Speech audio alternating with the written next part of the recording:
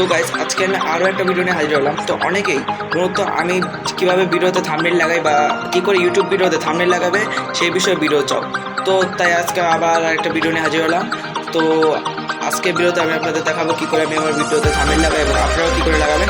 তো চলুন শুরু করছি আজকের ভিডিও। প্রথমে গাইজ আপনি আপনার ফোনটাকে ওপেন করে নেবেন এবং ওপেন করার পর আপনি আপনার ফোনে থাকা ওয়াইটি স্টুডিও অ্যাপ্লিকেশনটি আপনি গুগল প্লে স্টোর থেকে ডাউনলোড করে নেবেন এবং ওয়াইটি স্টুডিওতে এন্টার করে দেবেন।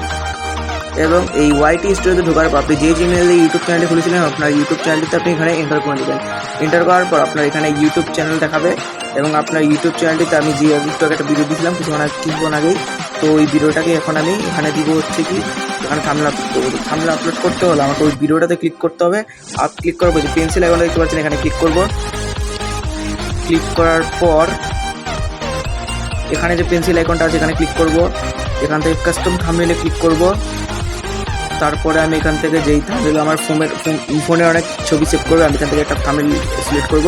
এই যে থাম্বনেলটা এখানে দেওয়ার পরে এই যে এখানে ডানে ক্লিক করে দিবেন এবং আপনার থাম্বনেলটা অবভিয়াসলি যাতে 3 মেগাবাইটে হয়। তো এখানে গাইজ আমি আমার ভিডিওর থাম্বনেলটা সেট করে নিয়েছি। তো গাইজ এই ছিল আজকে ভিডিওটি ভালো লাগে থাকলে লাইক করবেন আর চ্যানেলটিকে সাবস্ক্রাইব করবেন। তো দেখা হচ্ছে নতুন কোনো ভিডিওতে এই যে এখানে সেভ আছে এখানে ক্লিক করবেন।